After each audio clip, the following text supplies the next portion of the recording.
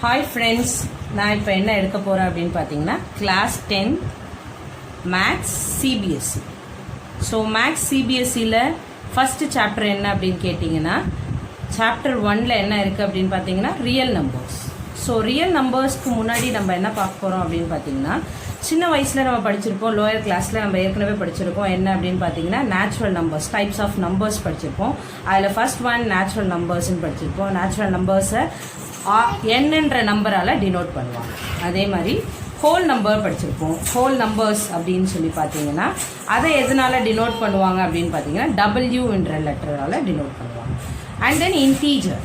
So இது எல்லாமே நம்ம படிச்சிருப்போம். அப்போ நேச்சுரல் நம்பர்ஸ்னால் நம்மளுக்கு என்ன, நேச்சுரல் நம்பர்ஸ்ன்றது என்ன, இன்டீஜரை வந்து ஜெட்டுன்ற லெட்டரால் டினோட் பண்ணுவோம். அப்போது நேச்சுரல் நம்பர்ஸ்னால் எதுலேருந்து எது வரைக்கும், நேச்சுரல் நம்பர்ஸ்ன்றது எதுலேருந்து எது வரைக்கும் 1 2 3 4 அப் டு இன்ஃபினைட், அதுதான் நேச்சுரல் நம்பர்ஸ்ன்னு சொல்லுவோம். ஹோல் நம்பர்ஸ்னால் என்ன, இது கூட ஒரு 0 ஆட் ஆச்சு அப்படின்னா மற்ற எல்லாமே அப்படியே நேச்சுரல் நம்பர்ஸ் என்னவோ அது எல்லாமே சேர்ந்து அப் டு இன்ஃபினைட் வரைக்கும் இருக்கிறது தான் ஹோல் நம்பர்ஸ்ன்னு சொல்லுவோம். இன்டீஜர்ஸ்னால் என்ன, நேச்சுரல் நம்பர்ஸும் இருக்கும், ஹோல் நம்பர்ஸும் இருக்கும், அண்ட் தென் பாசிட்டிவ் நெகட்டிவ் இருக்கும்னு சொல்லியிருக்கேன் ஏற்கனவே. -2 -1 0 1 2 அப் டு இன்ஃபினைட். இதுவுமே இந்த சைடுமே எனக்கு இன்ஃபினைட் தான், இந்த சைடுமே எனக்கு இன்ஃபினைட் தான். ஓகேங்களா? ஸோ இதெல்லாமே நம்ம லோயர் கிளாஸில் படிச்சிருப்போம். ஸோ நீங்கள் இதை கேட்டிங்கன்னா இது ரியல் நம்பர்ஸ். அப்போ டெஃபினேஷன் நீங்கள் என்ன தான் சொல்ல வரீங்க, ரியல் நம்பர்ஸோட டெஃபினேஷன் என்ன அப்படின்னு கேட்டிங்கன்னா real number is a value that represent, valueனா constant values எல்லாமே value தான், constant values that represent on a number line. So number லைனில் இருக்க எல்லாமே என்னன்னு சொல்கிறாங்கன்னா ரியல் நம்பர்ஸ்ன்னு சொல்கிறாங்க. Number line. அப்போது நம்பர் லைன்ஸில் நீங்கள் கேட்கலாம், நம்பர் லைன்ஸில் வெறும் 1 2 3 மட்டும்தான் வருங்களா, ஏன் ஃப்ராக்ஷன்ஸ் கூட வரலாம் இல்லை அப்படின்னு கேட்டால் கண்டிப்பாக வந்து அதுவுமே எனக்கு என்ன அப்படின்னு சொன்னீங்கன்னா ரியல் நம்பர்ஸ் அப்படின்னு சொல்லி சொல்கிறாங்க. அப்போது ஃபார் எக்ஸாம்பிள் நான் இப்போது எக்ஸாம்பிளுக்கு இப்போது 1.2 1/2 அப்படின்னு சொல்கிறேன்னா இதை வந்து நான் நம்பர் லைனில் சொல்கிறேன்னா கண்டிப்பாக அதுவுமே எனக்கு ரியல் நம்பர்ஸாக தான் இருக்கும். 1/2னா என்னன்னு சொல்லுவோம், 0.5ன்னு சொல்லுவோம்.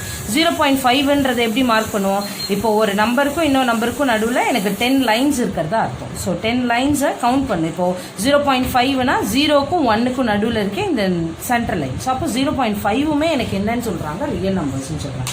அப்போ கண்டிப்பாக ஃப்ராக்ஷன்ஸ் எல்லாமே எனக்கு என்னவா இருக்கும், ரியல் நம்பர்ஸாக தான் இருக்கும். அப்போது ஃப்ராக்ஷன் மே கன்வெர்ட் இன்டு டெசிமல் நம்பர்ஸ். அப்போது டெசிமல் நம்பர்ஸாக கன்வெர்ட் பண்ணுற எல்லாமே எனக்கு என்னவா இருக்கும், ரியல் நம்பர்ஸாக இருக்கும். ஸோ இப்போ இந்த டெசிமல் நம்பரை நம்ம 2 டைப்ஸாக பிரிக்கிறோம். டெசிமல் நம்பர்ஸில் பார்த்தீங்கன்னா 2 டைப்ஸ் என்ன அப்படின்னு கேட்டிங்கன்னா one is terminating and another one is non terminating. Decimal number 2 டைப்ஸாக செப்பரேட் பண்ணுறோம். Consist of 2 types. One is terminating, another one is non terminating. So என்ன சொல்கிறீங்க, டெசிமல் நம்பர் சொல்லிட்டீங்க, டெர்மினேட்டிங்னா என்ன, நான் டெர்மினேட்டிங்னா என்ன அப்படின்னு சொல்லி பார்த்தீங்கன்னா ஃபார் எக்ஸாம்பிளுக்கு நான் இங்கே ஒரு எக்ஸாம்பிள் எழுதுகிறேன். இப்போ டெர்மினேட்டிங் கேட்டிங்கன்னா இப்போ 1/2 அப்படின்னு சொன்னேன்னா 0.5ன்னு வரும். அதுவே வந்து 1/3 அப்படின்னு சொன்னேன்னா 0.33333 அப்படின்னு சொல்லி கண்டினியூ ஆகிட்டே இருக்கும். அப்போது டெர்மினேட்டிங் அப்படின்னு சொல்லி கேட்டிங்கன்னா இது வந்து இட் கெனாட் பி கண்டினியூ ஆகிட்டே இருக்காது. இது வந்து என்ன ஆகிடுனா ஸ்டாப் ஆகிடும். என்னோட வேல்யூ என்னவா ஒரு விஷயத்தை நான் டிவைட் பண்ணும்போது எனக்கு வந்து கீழே வந்து ரிமைண்டர் வந்துக்கிட்டே இருக்காது, அது ஸ்டாப் ஆகி எனக்கு டெசிமலில் கிடச்சிதுன்னா அது எனக்கு வந்து டெர்மினேட்டிங் அப்படின்னு சொல்லுவோம். ஃபார் எக்ஸாம்பிள் 0.5 0.2 0.3 இந்த மாதிரி.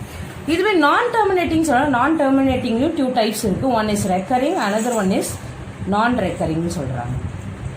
ஸோ ரெக்கரிங்னா என்ன, நான் ரெக்கரிங்னா என்ன அப்படின்னு சொல்லி கேட்டிங்கன்னா ரெக்கரிங் அப்படின்னா ரிப்பீட்டிங் அப்படின்னு அர்த்தம். அப்போ கண்டினியூ ஆகிட்டே இருக்கும் ஒரு விஷயம், ரிப்பீட் ஆகிட்டே இருந்துச்சு அப்படின்னா அதை தான் நம்ம ரெக்கரிங் சொல்லுவோம். ரிப்பீட் ஆகிட்டே இருக்கிற ஒரு விஷயம் தான் ரெக்கரிங் சொல்கிறாங்க. ஓகேங்களா? எக்ஸாம்பிள் இப்போ நான் ஏற்கனவே ஒரு டிவிஷன் சொன்னேன். 1/3 அப்படின்னா 0.333 அப்படின்னு சொல்கிறாங்க இல்லையா, இது ரெக்கர் ஆகிட்டே இருக்குது. எது ரெக்கர் ஆகுது, 3ன்ற நம்பர் வந்து ரெக்கர் ஆகுது. ஸோ அதனால் நான் என்ன பண்ணுறாங்கன்னா 0.3 பார் அப்படின்னு சொல்லுவோம். அப்போ எது மேலே நம்ம பாருன்னு போடுறோமோ அப்போ அந்த நம்பர் வந்து ரிப்பீட் ஆகிட்டே இருக்குன்றது தான் அர்த்தம். இன்னொரு எக்ஸாம்பிள் பார்த்தீங்கன்னா 1.432 அப்படின்னா இந்த 3 நம்பர்ஸ் ரிப்பீட் ஆகிட்டே இருக்குன்னா இதை நம்ம மேலே வந்து 3 நம்பர்ஸ்க்கு மேலேயும் ஒரு பார் போட்டோம்னா அப்போ 43432 432 432 அப்படின்னு ரிப்பீட் ஆகிட்டே இருக்குன்ற அர்த்தம். ரிப்பீட்டட் அப்படின்னாலே அது ரெக்கரிங் அப்படின்னு அர்த்தம். நான் ரெக்கரிங் அப்படின்னு சொல்லி பார்த்தீங்கன்னா நான் ரெக்கரிங்னா என்ன, ரிப்பீட் ஆகாது ஆனால் அதுக்கு ஒரு எண்டே இருக்காது. எக்ஸாம்பிளுக்கு ஃபார் எக்ஸாம்பிள் நான் ஒரு 1.56324 அப்படின்னு போயிட்டே இருக்கும், எண்டே கிடையாது. அது ரிப்பீட் ஆகாது. ரிப்பீட் ஆகாமல் இருக்கிறது தான் வந்து நான் ரெக்கரிங் அப்படின்னு சொல்கிறாங்க. இந்த எக்ஸாம்பிளில் √2 அப்படின்னு சொன்னீங்கன்னா √2ஓட வேல்யூ பார்த்தீங்கன்னா 1.414 414 21356 இது எல்லாமே வந்து நான் ரெக்கரிங் தான். நீங்கள் உடனே கேட்கலாம், ஏன் வந்து √2ஓட வேல்யூ 1.414 தானே, ஆனால் நீங்கள் என்ன சொல்கிறீங்க 1.414 21356 அப்படின்னு சொல்கிறீங்க. ஆமாம், √2ஓட வேல்யூ 1.414 தான். இதை வந்து நம்ம அப்ராக்சிமேட் வேல்யூ தான் எடுத்துக்கிட்டோம். அதாவது ஒரு ரவுண்ட் ஆஃப் பண்ணி நம்ம √2ஓட வேல்யூ அப்படின்னு பார்த்தீங்கன்னா 1.414. அதே மாதிரி √3ஓட வேல்யூ பார்த்தீங்கன்னா 1.732 தான் சொல்லுவாங்க. இது எல்லாமே நம்ம ரவுண்ட் ஆஃப் பண்ணி அப்ராக்சிமேட்டாக எடுத்துக்கிட்டோம். ஸோ அதனால் இது எல்லாமே வந்து இதுவுமே என்னவா ஆகும், நான் ரெக்கரிங்கில் வரும். ஸோ அப்போ டெர்மினேட்டிங்னா என்னன்னு கேட்டிங்கன்னா it can be converted into fraction. அப்போ ஃப்ராக்ஷனாக என்னால் இதை கன்வெர்ட் பண்ண முடிஞ்சிச்சு அப்படின்னா இது வந்து எனக்கு டெர்மினேட்டிங். அதே மாதிரி ரெக்கரிங்குமே வந்து ஃப்ராக்ஷனாக கன்வெர்ட் பண்ண முடியும். ஆனால் நான் ரெக்கரிங் வந்து cannot be converted into fraction. So it can be converted into fraction.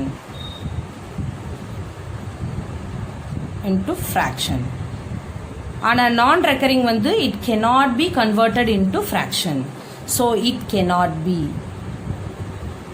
So எதெல்லாம் வந்து ஃப்ராக்ஷனாக கன்வெர்ட் பண்ண முடியுமோ அதை எல்லாமே நம்ம என்னன்னு சொல்கிறோம்னா ரேஷ்னல் நம்பர்ஸ்ன்னு சொல்கிறோம். அப்போது நீங்கள் ரேஷ்னல் நம்பர்ஸ்னால் என்ன, ரேஷ்னல் நம்பர்ஸ் படிச்சிருப்பீங்க அண்ட் தென் இர்ரேஷ்னல் நம்பர்ஸ்ன்னு படிச்சிருப்பீங்க. அப்போது எதெல்லாம் வந்து நான் ஃப்ராக்ஷனாக கன்வெர்ட் பண்ண முடியுதோ அது எல்லாமே எனக்கு ரேஷ்னல் நம்பர்ஸ். அப்போ ரேஷ்னல் நம்பர்ஸ்னால் என்ன, the number which can be written in the form of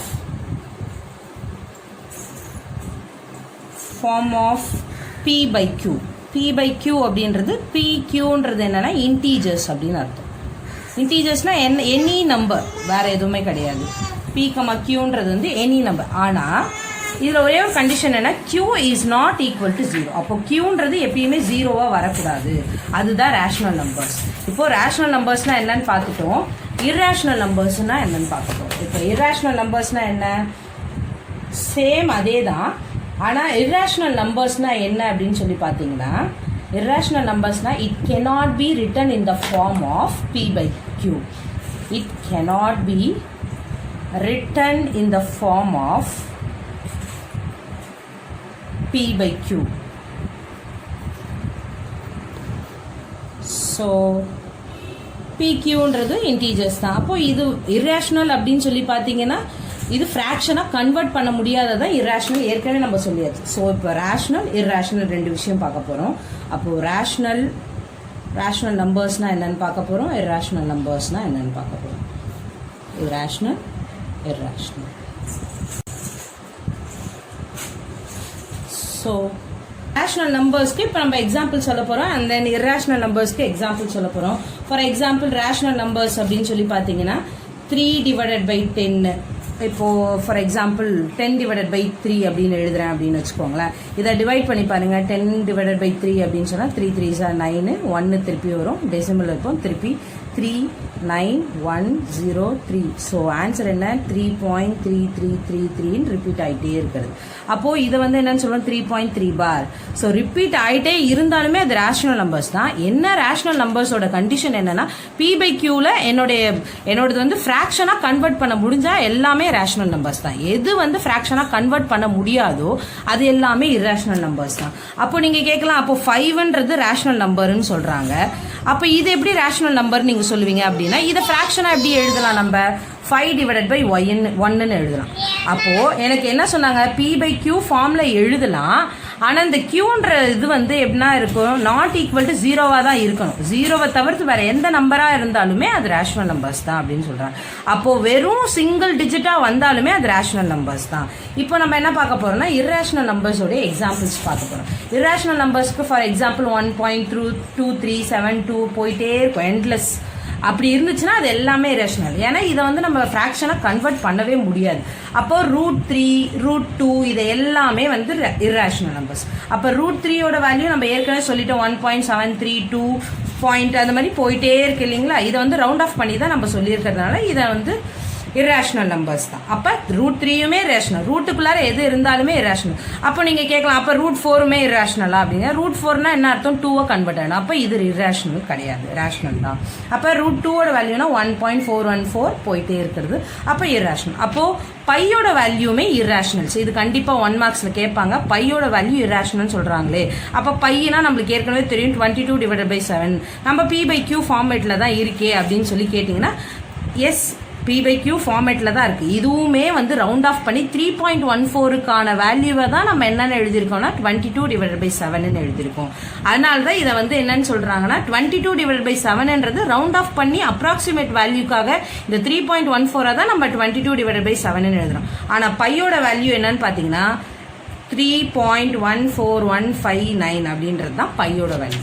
so conclusion என்ன அப்படின்னு சொல்லி பார்த்தீங்கன்னா, இப்போது நேச்சுரல் நம்பர்ஸ் அப்படின்னு சொல்லி கேட்டிங்கன்னா நேச்சுரல் நம்பர்ஸ்ன்றது என்னன்னு சொல்லலாம் அப்படின்னு பார்த்தீங்கன்னா, நேச்சுரல் நம்பர்ஸ்னால் நம்மளுக்கு இப்போ எல்லாமே முடிச்சாச்சு. நேச்சுரல் நம்பர்ஸ்னால் 1 2 3 அப்படின்னு சொல்கிறது தான் நேச்சுரல் நம்பர்ஸ்.